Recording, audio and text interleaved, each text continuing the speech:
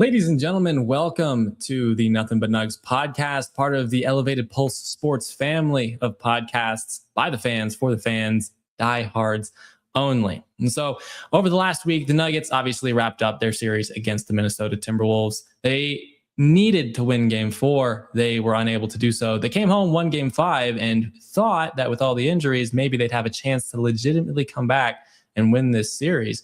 Then game 6 just proved that theory completely wrong. Nuggets lost in very embarrassing fashion in game 6, lost the series to Minnesota in 6. And now here we are talking as Nuggets fans about a long offseason ahead. But first, we have to recap this series. And you can see the question of today's episode. We've got a very, very engaging discussion for you coming up. Did the Nuggets choke away this series, or were the Minnesota Timberwolves simply the better team? Obviously, here with me to discuss this topic and a host of other details, Eric, welcome back, man. Week number 3 on the pod. How's it going? It's going good. It could be better. Certainly wish we had a game 7 to look forward to tonight, but we don't, and here we are. So let's get into it, I guess. Yeah, let's dive right on in. It's mighty unfortunate that we were unable to pull through. And obviously there are many different perspectives on this circling around the internet right now. A lot of Nuggets fans are very, very upset for very good reasons. But why don't you walk us through a reasonable perspective on why the Nuggets choked this series away? But I guess first just start off with a general summary of why you think that that's the case. And then I'll dive into it and we'll just have a fun discussion. Yeah. I mean, look, there's a lot of people around town and national media who are really just jumping down the Nuggets back right now, whether it's blaming Jokic or Adelman or Murray. There's a lot of blame to go around. And for, there's some people who are just saying that the T-Wolves were just better. I quite honestly think that that's kind of a lazy argument. I know Minnesota did play more aggressively, and they were definitely better coached throughout the series. I don't think there's any question about that. Adelman looked frizzled at times. I mean, you didn't see him doing a lot of coaching, at least not from my perspective. But the Nuggets still had a ton of advantages in this series that they really failed to cash in on. I think that, to me, that's really the definition of a choke. Whether it's blowing a 20-point lead at home or having that wounded Minnesota roster in an elimination game. This just, to me, it wasn't about the Nuggets being outclassed or, outplayed. Ultimately, it was a lack of competitive fire and a collapse of their offensive identity, I think, that really cost them this series. Yeah, I mean, I completely agree with you on pretty much all those points. It was the Nuggets series to win, and they completely just fumbled the bag entirely in this series, so to speak. But I think there is an argument to be made that the Timberwolves were simply the better team in this series. And even going back to one of the episodes I did before the playoff series began, it was during the course of the win streak. I think they'd won 10 games. The Nuggets had won 10 games in a row at that point. And I was looking through the various first round possibilities for Nuggets matchups, and I ranked them in order of most favorable to least favorable. Obviously, I thought the most favorable would be Houston, because you would have had home court advantage and you had a winning record against them in the regular season. I thought the second most favorable would be the Lakers, because even though you wouldn't have had home court in that series, they were missing Austin Reeves for a little bit of time, and they were not going to have Luka Doncic in that series. So for that reason, I thought that would have been a more favorable series as well. But the series I was kind of very legitimately concerned about, even though I ended up picking the Nuggets to win this series in 7, was obviously the Minnesota Timberwolves. The Minnesota Timberwolves were built with this specific Denver Nuggets team in mind by the guy who built this Denver Nuggets team, or at least the framework of it, several years ago. And so going into this series, I had some concerns. But during the course of the series, a few things just made themselves very apparently clear. Minnesota had a fantastic structure in place, especially on the defensive end. They had 3 solid bigs they could throw at the Nuggets, and Naz Reid didn't even end up being the most impactful defender of a top 3 defenders, if you will, in that series. Jaden McDaniels stepped in and played a massive role in an almost unexpected way. So the structure that Minnesota had coming into this series was absolutely a world beater structure from that perspective, at least compared to their matchups with the Denver roster. And then at the same time, you take a look and you see that some of the depth that Minnesota has on their team. We didn't know that their depth was going to be this solid, but the fact that they ended up missing 3 of their top guards in this series and were able to plug in guys like Terrence Shannon who go out and contribute in the flow of their offense was just absolutely unexpected and an absolute testament to their depth and team chemistry overall. And also, obviously, Minnesota, the bigger team, the more physical team, they just absolutely crushed the Nuggets in every possible physical category in the course of this series. And so it's for those 3 reasons that I think Minnesota actually just ended up being or demonstrating that they are the better team. And, now they have the Nuggets number in postseason matchups 2-1 over the last few years. But let's hear more about your perspective on the Nuggets choking. Obviously, the Nuggets, as the team favored to win the series, needed to put up a better performance than they did offensively during the course of this series. Dive into that a little bit more for us. Really walk us through why this was such an utter collapse from the Nuggets perspective. Yeah, collapse is the right word. So I have a couple of different points that I want to talk about, and I think it all kind of ties in together. But first I'm going to start out by just when you work so hard to get the home court advantage throughout the entire NBA season, that's supposed to mean something. And then when you squander it by losing the second game in a series and give the other team the home court advantage, that's a huge blow to your confidence as a team. That is what I saw in game 2 when the Nuggets came out and took that early 20-point lead in the first quarter.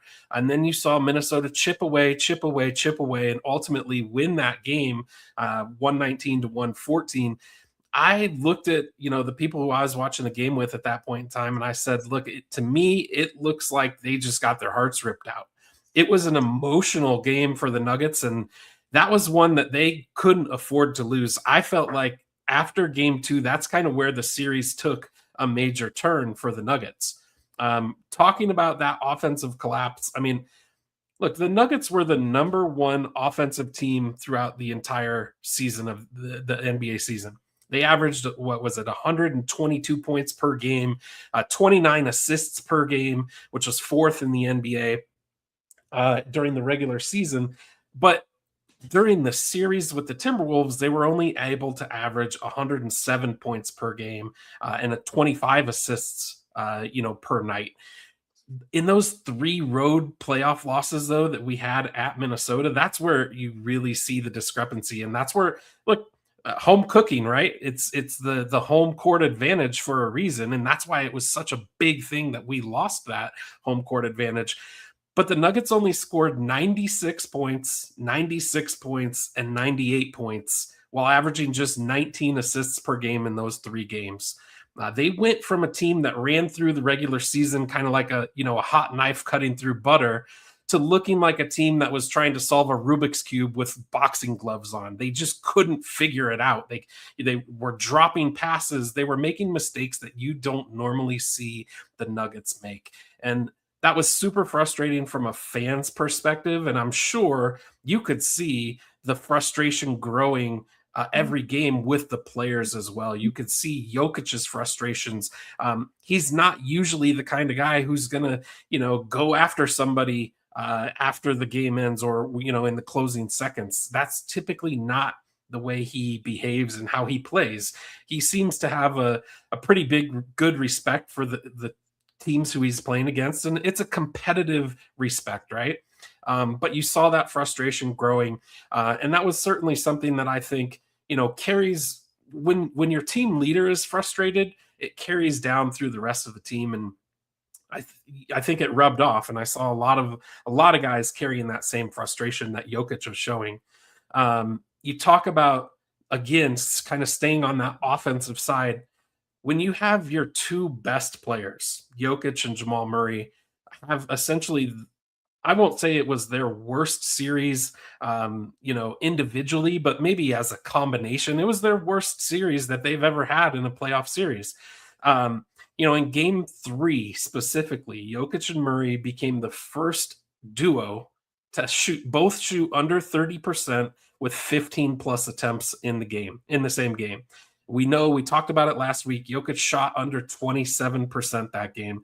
And I'm just not that willing to say that that was because of some, great defensive scheme or, Minnesota, just being better. To me, that was two superstars who failed to meet the moment. I look at that as guys who have been there, who have done that, and for whatever reason, whether it's being tired, being potentially injured, who knows what they have going on, being frustrated, those were all things that kind of led to them having that type of series. Now, Jamal, obviously, he had some good games, and so did Jokic. So it wasn't the entire series. But those were kind of just spurts where they found moments where they were able to do things. I think you could ask everybody on that team to a man, and they would all say that none of them performed up to their expectations. I'll turn the page a little bit, shifting away from the offensive side of the ball. This is more just an identity problem, I feel, for the Nuggets. Think back to that championship run. The Nuggets were a team that, they out-hustled teams. They outworked the other team. They would, be the guys winning those 50-50 balls. Under David Adelman, though, it feels like we've kind of shifted from being that junkyard dog type of team to really the worst rim protecting team in the NBA, or at least certainly in this playoffs. We talked about it, Chris. Minnesota shot over 73% at the rim. And we let Jaden McDaniels look like prime Kawhi Leonard for parts of that series because nobody wanted to put a body on him. He scored 32 and 10 in game 6, which, I didn't foresee Jaden McDaniels being the scoring leader in that series for Minnesota. But to me, I've coached basketball. I've got kids that play basketball. So I've been around the game a long time. To me, the most basic metric of effort in basketball is rebounding. And the Nuggets just treated rebounding like it was optional for spurts in that series.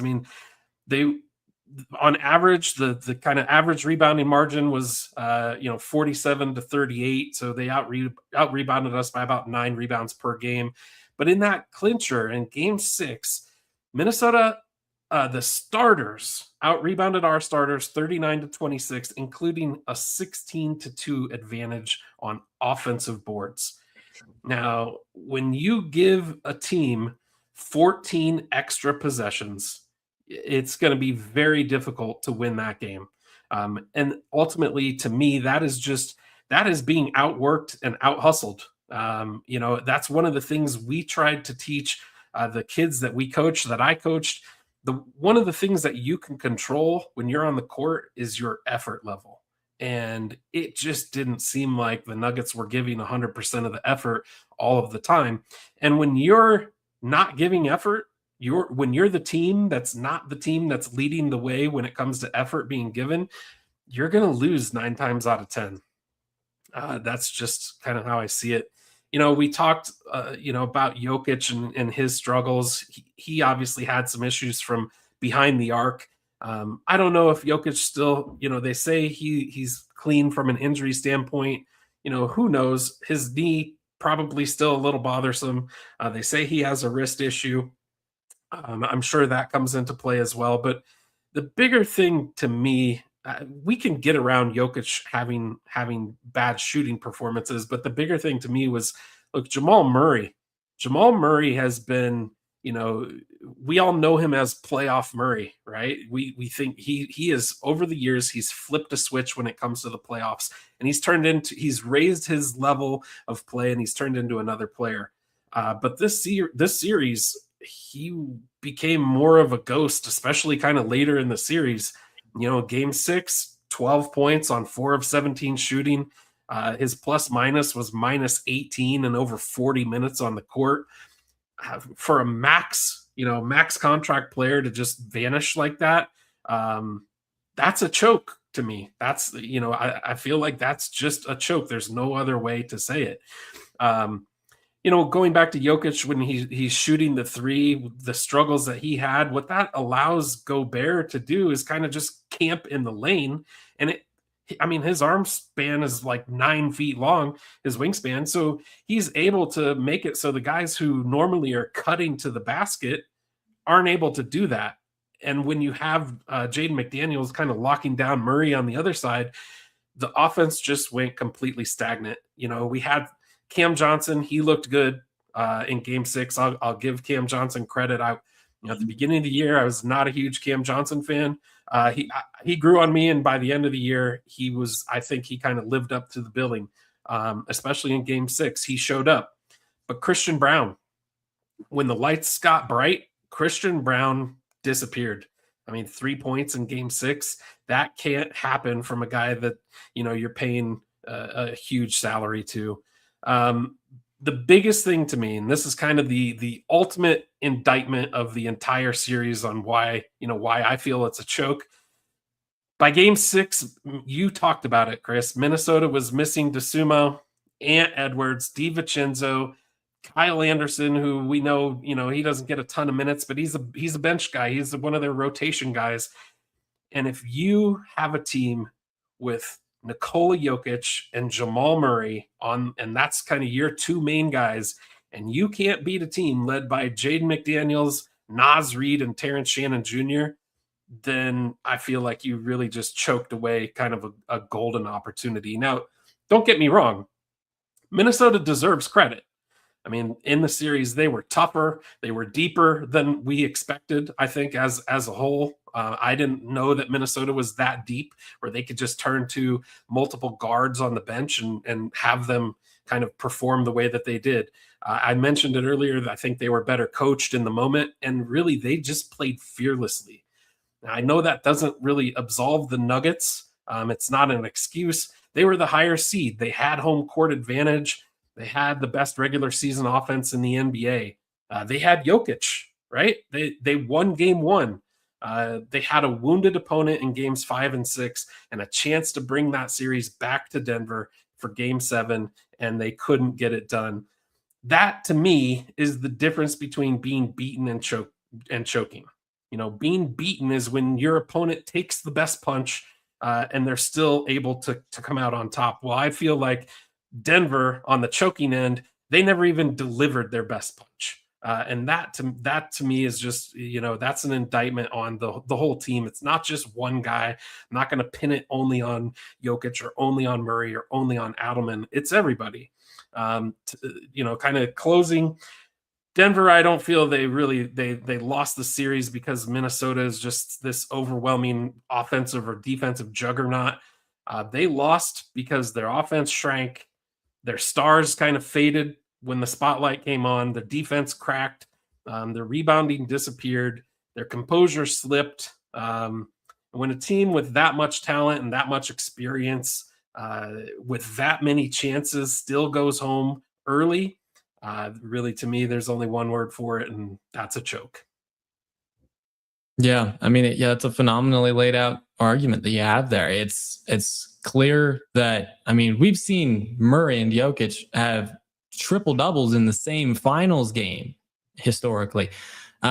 This duo just did not bring any semblance of that version of themselves into this series at that point. And so that's something we'll dive into a little bit later as well. But yeah, I mean, solid perspective, solid, all things considered. The Nuggets simply just did not play their style of basketball. And I think that for me, the question is, why were they unable to do that? And when you take a look at what exactly Minnesota did in this series, that becomes a little bit more apparent. Like we mentioned a little bit earlier, the Denver Nuggets had the number one offense, right, in points per game and efficiency in the league this season. They had their average points per game cut by 15 or so points in this series against Minnesota. They didn't score over 100 points in any game in Minnesota, and it's now 4 straight playoff games in Minnesota that they haven't scored 100 points. If you go back to 2024, they scored 70 in Game 6 in Minnesota, 70 points.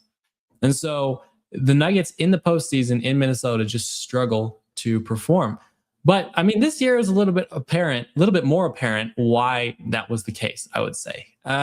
the Nuggets didn't go on a cold stretch this series. The Nuggets were systematically shut down in this series. Chris Finch built an absolutely incredibly deceptive, simple scheme to really just destroy the head of the snake, if you will, of the Nuggets offense, which is Murray and Jokic. When it comes to Nikola Jokic, especially, we know that he is best when he's able to get other people involved because he is just the best player in the world. He can do whatever he wants to offensively. And so he can score when he wants to, but he likes to get everyone else involved so that the overall offense is in a rhythm, since he is the hub of the offense. And historically, teams have liked to make Nikola Jokic more of a scorer for that reason. If he's the only one who's really killing you because no one else can get in a rhythm, then that is the route that you would like to go. But Chris Finch kind of built, and his coaching staff, I guess we'll give the rest of his coaching staff credit too. The coaching staff of Minnesota built a defensive concept that made Nikola Jokic a very uncomfortable offensive scorer. Not only did they make him a scorer or force him into needing to demonstrate in some sense that he could come through offensively in this series, they created a system where they made Nikola a mid-range primarily scorer in this series. And they contested everything else. They contested him from the three-point line. They did not let him have anything easy in the paint, which is his favorite spot to score. And so for that reason, they were able to just eliminate any effective offensive flow. Nikola was not able to get into normal offensive sets. They made it really difficult for him to be the center of the Denver Nuggets offense. And tons of credit to Rudy Gobert for that.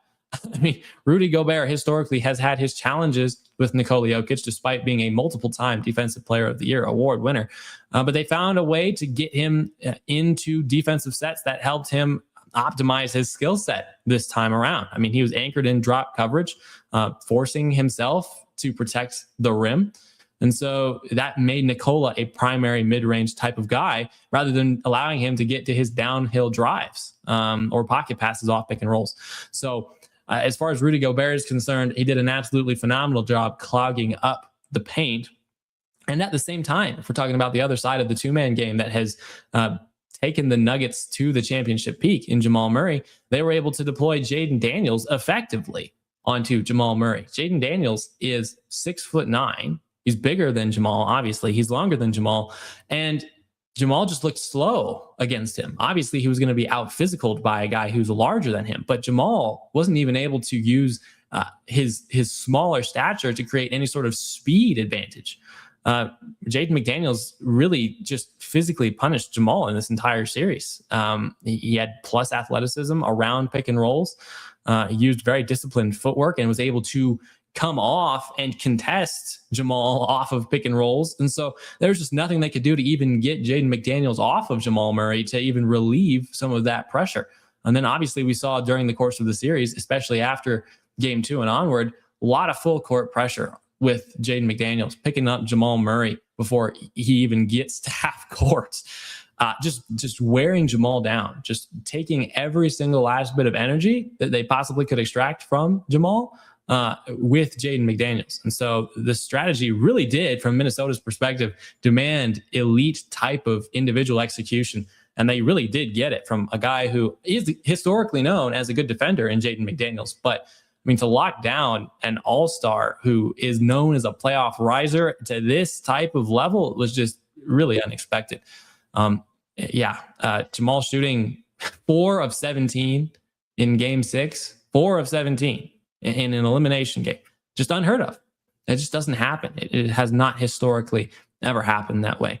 And so all that said, the defensive system really centered around Gobert taking away Jokic's most comfortable scoring outlet after making Nikola have to prove that he's a scorer. And then it also centered around Jaden McDaniels playing just the most lockdown, suffocating defense that we've ever seen him play against the Nuggets, against Jamal Murray in this series. And so it was just really uncomfortable for the Denver Nuggets to get in an offensive rhythm for that reason. You also take a look at McDaniels on the offensive end. I mean, like you kind of mentioned, he looked like prime Kawhi Leonard in certain offensive series in this series. 32 points in an elimination game for Jaden McDaniels. That is just a clear indication that the Nuggets just don't have the personnel necessary to defend against a Jaden McDaniels. And this is kind of where you're a little bit disappointed that Michael Porter Jr. was let go of this last offseason. Now, to be fair, I was a very massive proponent of that trade. I thought that it was a good value trade for the Nuggets to get Cam Johnson in exchange for giving away a guy in Michael Porter Jr. who had dealt with some injuries in the last postseason. Wasn't necessarily an incredible defender, although he was improving in that regard. And so this is kind of where you miss Mike, because even though Mike wasn't necessarily the best defender, he was a guy who could physically match up from a size perspective with Jaden McDaniels. But the Nuggets just didn't have the personnel to be able to deal with Jaden McDaniels in this series. Cam Johnson, you figured, would be that type of guy, but for whatever reason, he just was not able to get into half-court defensive sets where he was regularly on Jaden McDaniels. You saw this a lot in Game 6, too, where Jaden McDaniels just picked on Jamal Murray defensively. Somehow Jamal Murray was not able to get off of Jaden McDaniels on the defensive end of the court, and that was just the most insane mismatch of the entire series. Jaden McDaniels did whatever he wanted to against Jamal Murray, and it was just absolutely disappointing to watch from that perspective. So shout out to Jaden McDaniels, I guess, too, offensively in this series. Now, when you start to look around a little bit, obviously the Nuggets got absolutely out physical. That's another reason why the Nuggets just got obliterated in this series. And one of those sort of sneakier, less spoken about reasons why that was the case is because Julius Randle was there. I mean, Julius Randle didn't put up his regular season averages from a scoring perspective, but he was another physical body that the Nuggets had to contend with offensively and defensively. He was getting in there battling for rebounds. And it was just tough without Aaron Gordon to find somebody who could effectively cover him wherever he was on the offensive or defensive side of the ball. And so Julius Randle definitely made his presence felt. Not having your best defender, arguably, and obviously your best defender of bigs in this series did not help. And so, I mean, you really just did see the reason why Minnesota just abused Denver on the offensive glass, on the defensive glass, with points in the paint. I think at worst, I think it was game 6? I think it was game 6 that the Nuggets got outscored by over 20 points in the paint. And that is the Nuggets calling card, with the back cuts, with Nikola Jokic getting little floaters and drives in the paint. It was just incredible that Minnesota just took absolutely all of that away. And Julius Randle definitely contributed to that effort as well. But I mean, aside from the physicality aspect, and aside from the defensive scheme that was centered around Gobert and McDaniels, Minnesota just proved that they had better depth and better chemistry overall. I mean, keep in mind, this is a team that has gone to the conference finals in back-to-back seasons. 2024, obviously, they beat Denver to make it there. And then last year, they beat, who did they beat to get to the conference semis last year? I forget. But either way, this is a team that has fought deep into the Western Conference playoffs the last 2 years. And so they have a borderline championship type of chemistry with some of the core guys on this team. And obviously with that, I mean, you have a system at that point that works. The coaching staff for Minnesota has developed a system that they are confident, even though they never really seem to finish very high in the regular season playoff standings. It's a system that they know can get them through the first 2 rounds of the playoffs and give them a chance to get to the NBA Finals. And so you really did see that even in this series. It didn't matter that their top 3 guards went down in Edwards and DiVincenzo and Ayo Dosunmu. It didn't matter because they have a system that they trust. They have a system that allows them to plug a rookie, Terrence Shannon Jr., into the starting lineup, and he is able to drop 24 points in game 6 of the first round of the playoffs as a rookie. It's just an absolute testament in that regard to Minnesota's coaching staff and the depth that they've really constructed on this team in all facets, with the veterans like Mike Conley getting plugged into the starting lineup as well too, giving them solid minutes, even though he's in his late 30s now and is not nearly the player he was a few years ago, even when the Nuggets played the Timberwolves in the postseason. It's a system that works for the older vet and the young rookie alike.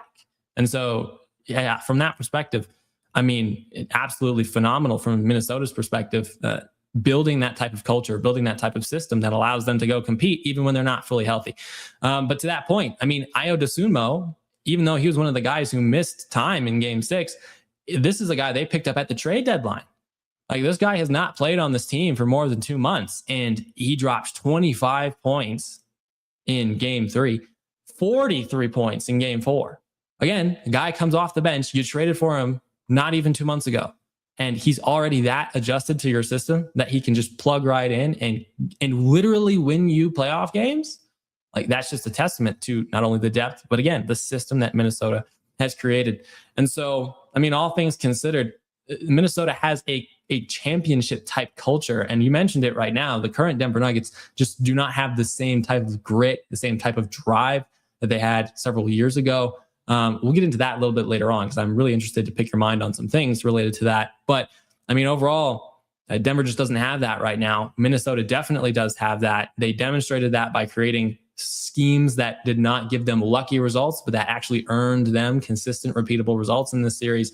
And they had depth and chemistry that is just relatively unmatched from Denver's perspective. Even though Denver had 4 new key rotational players in theory, right? Jonas Valanciunas didn't play much this series, but even though the Nuggets had a significant amount of new guys in their rotation this year, you figured that based on the way they performed in the regular season, they would be able to carry that chemistry into the postseason. That just was not the case. Minnesota has definitely proved by winning this series that not only are they the team with a stronger culture and better team chemistry right now than the Nuggets, but they're just overall the better team compared to Denver at this point in time.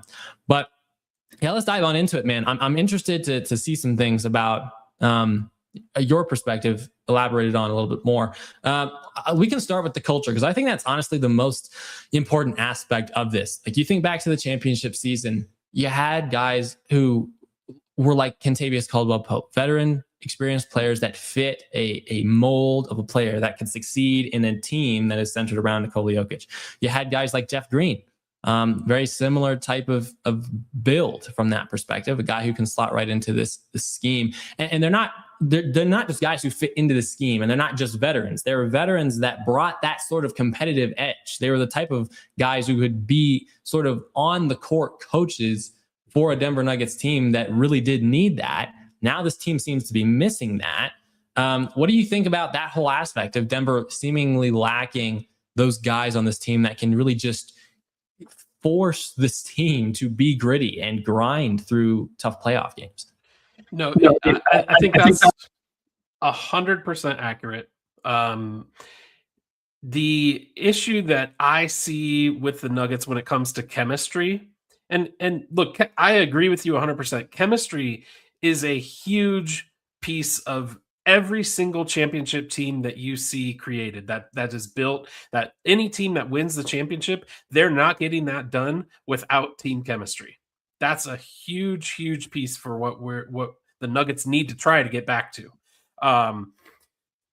The guys, though, the Nuggets didn't have the glue guys that we've had in the years past. I mean, we brought Bruce Brown back to try to be that type of guy, but when you lose the Kentavious Caldwell-Popes of the world, and the DeAndre Jordans of the world, look, and the Jeff Green was a good call out.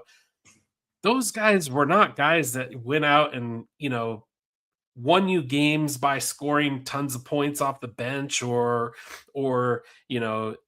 maybe they would go out and make a key defensive stop or knock down a key 3-pointer when it was needed. But where they really shined was the parts that you can't see. There's an old saying that champions aren't made when the lights are on. It's what takes place when the lights are off when the champions are made. That's those type of guys. That's what they do. They help make sure that there is that structure in that locker room. I know every locker room is going to be different, but I don't want to call it like pecking orders, but like I mentioned earlier, when you see Jokic being so frustrated and you see Jamal being so frustrated because he can't get any space away from Jaden McDaniels, or Jokic just not being able to take the ball into the paint like he likes to do, that frustration wears down through the rest of the team. And the Nuggets didn't have that person on the bench to just calm everybody down, to reset the stage, to say, hey, guys, don't forget, we've been here before. We've done this before. Um, when you also look at the kind of minutes that Jokic and Murray have to play over the span of a season, that takes a lot out of you when it comes to the playoffs. And I know Adelman had a little bit deeper bench this year. We actually had a backup center that could play minutes. So, in theory, that was supposed to give Jokic and Jamal some of those minutes that they, may have played too many minutes in prior seasons. It was supposed to give those minutes back. And I don't think it really ever did because Adelman couldn't trust the other guys that were coming off the bench to play enough minutes to solidify, to win games in the regular season. And I think that still is a big piece that needs to be addressed, with how this team is built. It's clear you're 100% right. It is clear that we don't have the personnel to go out there and do what we did a couple years ago and win a championship. The T-Wolves, they are the kind of the schematic blueprint. Now, it still takes, having the talent. It still takes having those players to be able to go out there and, like a Jaden McDaniels, to go out there and say, all right, your job this series is to just go get in Jamal Murray's uniform and be a bug to him every single time he's coming down the court. And hats off to McDaniels. He did exactly that. You talked about it. Murray couldn't get any space, and it grew on that frustration grew on him, and you started seeing Jamal shoot shots that he doesn't normally shoot. He started missing shots that he doesn't normally miss. Is probably more accurate as to what I should say, and it's just kind of. That snowball effect kind of just continued to grow and grow and grow, and the rest of the team felt that pressure. And I just, I think those key guys, we need to do a better job. Our front office needs to do a better job at finding those chemistry type of guys. They tried it, like I said, with Bruce Brown, but Bruce wasn't. He's not DeAndre Jordan. He's not somebody who's going to be able to pull a young guy off to the side and say, hey, look, I know it's game 6 and I know you're getting pestered and I know that maybe a couple of shots didn't go down for you, but we still can't let that affect the way that we go and play defense. I mean, with some of the stuff on the defensive end, it was guys that you're not used to seeing. Jamal Murray's usually a relatively good defender. For a guard, he plays, generally speaking, relatively good defense. Christian Brown, when we won the championship, he was a good defender. I don't know what the reasoning was. If it's just that they didn't have the tape on, Io, if they didn't have the tape on Terrence Shannon Jr., and if that's the case, then shame on the Nuggets coaching staff for not having them prepared. But it just seemed like they were 2 steps behind every time those guys tried to go, dribble downhill and get to the rim. And I think ultimately, to me, that's where this series was won or lost. It was in the paint. As you mentioned, the Nuggets, normally that's where they make their ends meet is in the paint. And for whatever reason, they couldn't get it done this series. But I do think, to your point, a lot of it goes back to having that team chemistry. And look, I'm not saying that Minnesota didn't have their issues with injuries. They definitely had injuries on their side. And people kind of dismissed the fact that Aaron Gordon and Peyton Watson were out. But those are 2 guys who set the defensive tone for the Nuggets.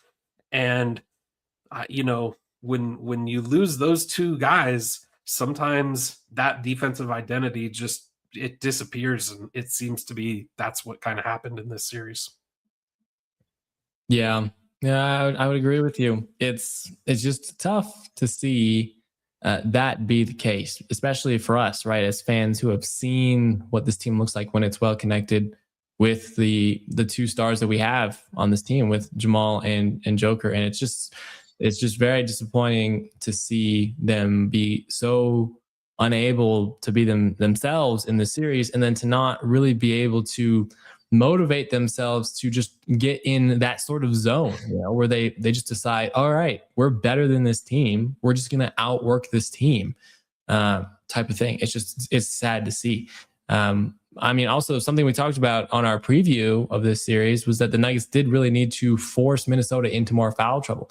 They were just unable to really do that outside of game one. It just felt like they weren't even able to create opportunities to put some of these guys who were giving them problems in foul trouble. They weren't going at guys. They weren't really able to do that consistently. And I mean, they tried sometimes when they were in a sort of desperate situation. It almost made some guys look like SGA for a second, right? Just the types of fouls they were trying to draw. And I was like, oh my gosh, this is really bad to watch. But I mean, you also made the point about Aaron Gordon and Peyton Watson too, right? Not having those two guys, those are your two best defenders. And quite honestly, the issue wasn't defense necessarily in this series. It really was offensive. And so, I mean, but even to that point, AG gives you so much on the offensive end that I think even Chris Finch himself admitted that their scheme had to significantly change once he became a better shooter. Peyton Watson became an absolute revelation this season. It was very unfortunate that the guy who was at points this season, your third best player, was not able to even suit up for a single minute in this game. Just disappointing, all things considered. But this goes back to what I said at the beginning of the season too, that the Nuggets could win the championship this season if they stayed healthy, and they were just in laughably bad fashion, unable to do so.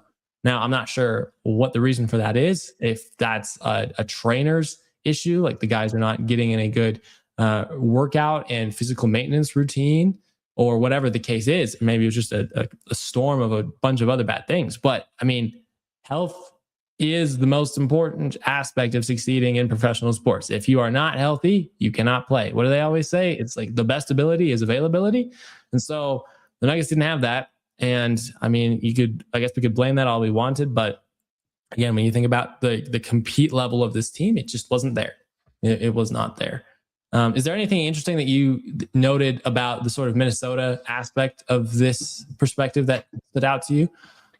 I mean, the biggest thing that stood out to me was just their aggressive nature of attacking the rim. I mentioned this kind of on the last podcast, and I know we've talked about it. Minnesota typically, outside of Ant Edwards, Ant is one of the best finishers at the rim, in the league. But outside of him, they just don't strike me as a team that is going to attack the rim with the ferocity that they did in this series. Jaden McDaniels made the comment, I think it was after game 2, where he just said, look, we're going to attack their terrible defenders. And he started calling guys out by name, and he basically named all the starters on the Nuggets team. The rest of the Timberwolves, they just adopted that and they took it to heart, and they said, well, look, if he's going to say it, we're going to back it up. And I think that's exactly what they did. They took Jaden McDaniels' words and they said, look, he's not going to be scared to say it, so we're going to go out there and do it, and we're going to do it until the Nuggets stop us. And you could see it in the way, guys like DeSumo.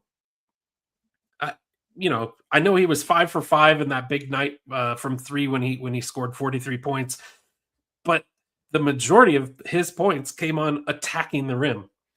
Terrence Shannon Jr., again, a rookie, a guy who got limited minutes, in the regular season, not somebody who you would have, circled coming into this series saying, we got to watch out for him, comes in a deciding game 6 and essentially looked like, a guy who has done this for 10 years, where he had no problems at all putting his head down and driving to the basket. I mean, that dunk that he had where he just kind of threw it down towards the end of the game, that was, to me, the epitome of this entire series, where Minnesota just said, this is what we're going to do.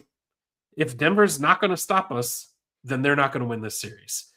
So to me, that was a big thing that stood out that I really didn't expect. I thought the Nuggets would put up a better defensive. I thought that the Nuggets would have a better defensive game plan, which that's on to me. That's on the coaching. And overall, the other piece that stands out to me, and I know I've said it multiple times, but it's the effort. The effort level just didn't seem to be matched outside of game one. And then game 5, where the Nuggets were able to I think game 5 was probably the Nuggets' best game. That was a game where I think Minnesota maybe took the foot off the pedal, so to say. I think they were. I won't look in the NBA playoffs. No team is just willing to give up a game to go back home. But I think that at that point, Minnesota had kind of figured something out about the Nuggets, and they realized, hey, it's a different game when we play in Minnesota. To your point, it's been 4 games in the playoffs since the Nuggets have scored over 100 points at Minnesota. I think they were very comfortable with their defensive structure. I think they were very comfortable with the game plan that they had, and they knew when push came to shove that they were going to be able to lean on that defense. And ultimately it took them to where we got to at the end of this series. Now, I'm a little curious. We talked about injuries, and obviously, Minnesota had a lot of injuries in this series. We talk about Aaron Gordon, we talk about Peyton Watson, but if you eliminate all injuries and you just say, okay, it's a clean slate for both teams, do you feel like this series still kind of plays out that same way that it did, or do you think that maybe it's a different type of series where you see a better offensive structure for the Nuggets because you have Aaron Gordon, because you have Peyton Watson? It kind of straightens out the bench rotations and things like that. I mean, what's your thoughts on that? So if both teams were fully healthy, I think the most interesting aspect of that would have been Peyton Watson, right? Peyton Watson would have been the biggest X factor there, because as a guy, here's a guy who up until this past, when did he start getting regular playing time? December or January? Up until around then. I mean, this is a guy who we were like, he's kind of really not starting to develop into the guy we thought he would become. And then all of a sudden he came on the scene, got legitimate starting minutes with all the injuries, and he demonstrated that he was a completely different player. Even at the beginning of the season, he kind of started to show shades that he was a little bit better of a shooter too, but you really didn't see the full picture, all of it together, until he got thrown into the starting lineup. And so he kind of came on the scene out of nowhere. Then he gets hurt, misses tons of time, just like everyone else, it felt like, this season. And then he came back, and then he got hurt again. But if he was able to be healthy in this series, he would have been the largest X factor, because it's like, which Peyton Watson are you going to get? Are you going to get a Peyton Watson who's going to be able to put up similar type of production in a playoff series against a very physical Minnesota team, or not? Which Peyton Watson is going to show up? And so, assuming we got a Peyton Watson that was not too far departed from regular season Peyton Watson, I think I probably would have still picked the Nuggets to win in 7. There was no way I was picking a series between these two teams that went less than 7. But I do think if you have Peyton Watson, you're probably better able to shut down Ayo Dosunmu. Okay, Ayo Dosunmu doesn't score 43 points in any game this series if Peyton Watson guards him in any significant capacity. This is not going to happen. And so for that reason, maybe you're more competitive in game 4. And maybe you do win that pivotal game 4, which gives you the ability to come home and win a game 7 tonight, in theory. If you had a healthy Aaron Gordon and a healthy Peyton Watson, then it gives you the ability to take some of the pressure in the paint off of Nikola Jokic a little bit. But again, even throughout the course of this season, the offensive scheme that we saw and the chemistry that we saw between Jokic and Gordon wasn't quite the same. It was good, but it was good in a different way, right? They didn't really do much of the alley-oop from the dunker spot this season with Nikola and AG, which was very interesting. And that was something that helped them succeed offensively against Minnesota the last time these two teams played in the postseason, especially in the championship season. So, I mean, obviously, I think with a fully healthy Nuggets team, I don't think that Minnesota would have won the series. I don't really think, from the Minnesota perspective now, I don't think Dante DiVincenzo goes out and gives you some 25-point game. He'll drop a decent amount of points, and he'll be a solid starter for that team as their starting point guard. But I don't think he's a series changer in that way. Anthony Edwards, if Anthony Edwards is healthy, now that's a more interesting question, right? Because Anthony Edwards, who has his full explosiveness and is getting in the paint with more aggression and is shooting the ball a little bit better because he gets a better launch with his jump shot, that would have been a very interesting situation too. But I think ultimately the Nuggets just would have had more if they were healthy than Minnesota would have had against us if they were fully healthy, if that makes sense. I think us missing Gordon and Watson was more impactful than them missing DiVincenzo and Anthony Edwards in this series, even though Anthony Edwards is their best player. The two top defenders for a team are more important in theory. And so I think I still would have picked Denver in 7 if both teams were fully healthy. But obviously, it's unfortunate that it didn't shake out that way. What do you think about that, though? I'm curious. That's a good question. I agree with you. I think that having your two best defenders, taking your two best defenders off the team, and then having that be exploited as the main weakness, to me, is that those were game changers. I agree with you in the sense that we still don't really truly know what Peyton Watson we're going to get. But I do wonder if there's anybody in the Nuggets front office who maybe feels like they gave the wrong guy the bag when you look at Christian Brown versus Peyton Watson. So I think that's something that's going to be interesting as we move forward to see is Christian Brown going to be the guy who can live up to that big paycheck? Is Peyton Watson going to get that big paycheck? He certainly is. It maybe not with Denver. We'll find out. Hopefully it is with Denver. But it'll be kind of interesting to see those two career paths as we move forward. One other thing I did want to mention, I read this. The Nuggets were second. They ranked second from playoff teams. They were 5th in the NBA when it came to overall games missed due to injury this season. Cleveland was, I think, the only other playoff team who had more injuries than the Nuggets throughout the season. So that's a big issue. You nailed it on the head. Availability is your best ability when it comes to the playoffs. And now, unfortunately, we're looking at Aaron Gordon, who 2 years in a row has had some struggles with being available come playoff time. You hope that that's just kind of a blip on the radar, but look, soft tissue injuries are usually ones that don't go away. Those are the types of injuries that typically tend to linger, and they pop back up season after season. So who knows what it will force. We'll see what it comes to in the future, but clearly I think the Nuggets have some work to do this offseason. I think there's some major things that they need to address, and I think everybody's kind of waiting to see what Jokic does when it comes to that extension. I think the national media makes it a way bigger story than it actually is with regards to the extension.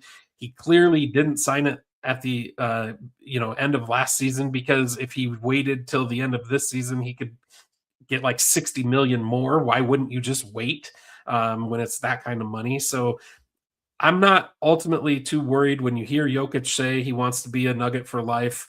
You got to take him at his word. And hopefully the Cronkies feel the same, that they want to keep Jokic as a Nugget for life.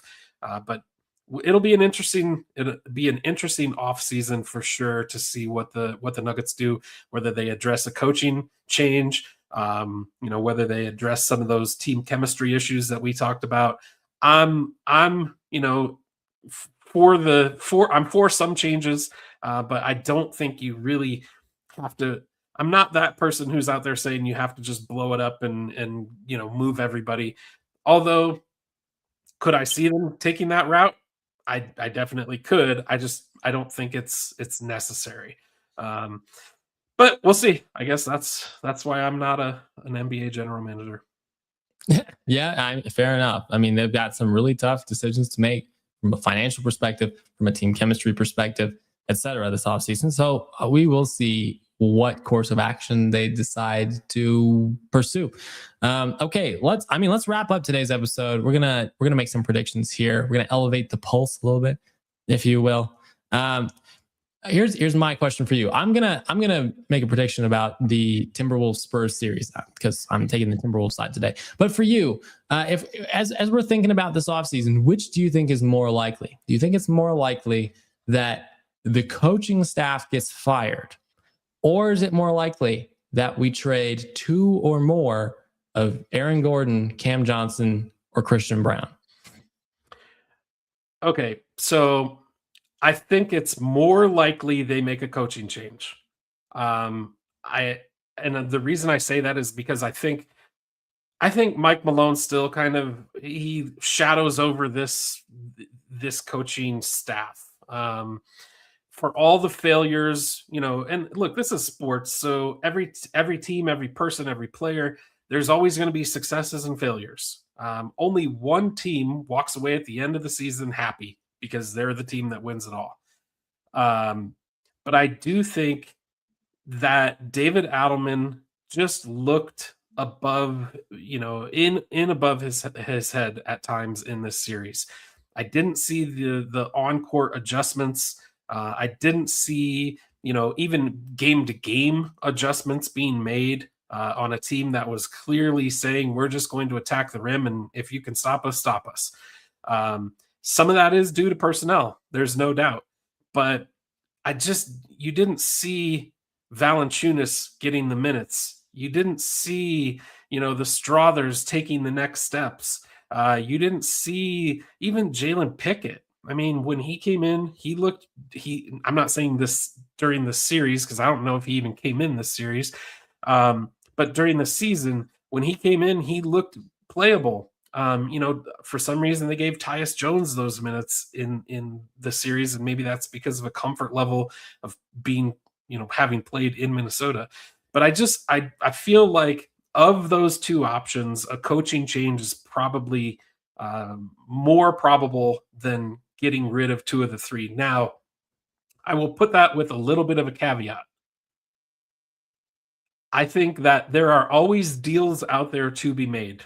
And if the Nuggets can address some of those rim protection issues, and if there is that feeling of, oh, maybe we paid the wrong guy, meaning Christian Brown over Peyton Watson, then if those opportunities present themselves, the Nuggets would be foolish not to at least explore what those options could look like. I know there's a lot of people, and I'm one of them. My kids sat with me over the last couple of days, and we played Internet General Manager. Hoops Hype has a great little part of their site that you can go to and kind of walks you through the entire off season. It's a lot of fun to sit there and kind of play with and be the general manager and build the team how you think it should be built. But I feel like it's more likely to see a coaching change than to see a big shakeup from a player standpoint. Mm. Yeah. I guess I'll agree with you too. It's just easier to get a new coach and to kind of retain the players you have, the core players on this team, in theory, than it is to to completely destroy the center fabric of this team from a personnel perspective. But it'll be interesting. It'll be interesting to see how they navigate that whole situation for sure. That is something we will monitor, obviously, throughout the course of this offseason for the Denver Nuggets. As far as my prediction now about Minnesota, you know, Minnesota is going to play San Antonio. Okay, that series starts on Monday, I believe. Minnesota won two of the three matchups they played against San Antonio this regular season. Minnesota's not healthy. I think San Antonio is healthy. San Antonio struggled with a Trailblazers team Even during points of the games that they had Wembanyama. I think Wemby only missed one game in that series, I think. And they lost that game. It'll be very interesting to see how this series goes. Again, you got a team that won 60 games in San Antonio out of seemingly nowhere. Young team, a playoff inexperienced team, but a very talented team with an MVP finalist on their roster. Going against a Minnesota team that has beaten the team that many people thought would win the NBA championship this season. And doing so without being fully healthy themselves. It'll be a very interesting series. I've had some success this season against San Antonio. I picked Denver to go into San Antonio in one of their last matchups of the season and beat San Antonio by 5. And that actually happened. They beat San Antonio by 5. So I've got some good track record in this regard. Am I going to do it again with this series? Am I going to pick against San Antonio again?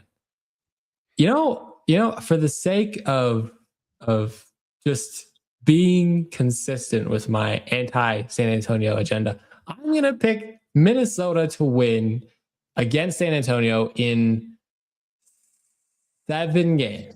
I'm going to say that Minnesota gets it done in 7 games. I think they're going to have Io back. They're not going to have DiVincenzo. They're not going to have Anthony Edwards. But I think their physicality, if there's a team that's built to beat San Antonio, it's the team that is built to take on and beat the team with the best big man in the league in the Denver Nuggets. So it'll be interesting to see how their physicality matches up with a young Spurs team that relies on Wembanyama a lot to succeed. Now, Minnesota will have to do a good job covering some of those shooters like Devin Vassell, give them problems. They're going to have to be able to cover someone like De'Aaron Fox, who's got tons of speed. But do I think Terrence Shannon could help in that regard a little bit? Perhaps. Do I think Io could help in that regard a little bit? Perhaps. Do I think Jaden McDaniels could help? Obviously, he showed he could do it with Jamal Murray. It'll be a little bit harder to do it with someone like a Devin Vassell, but I think it could happen.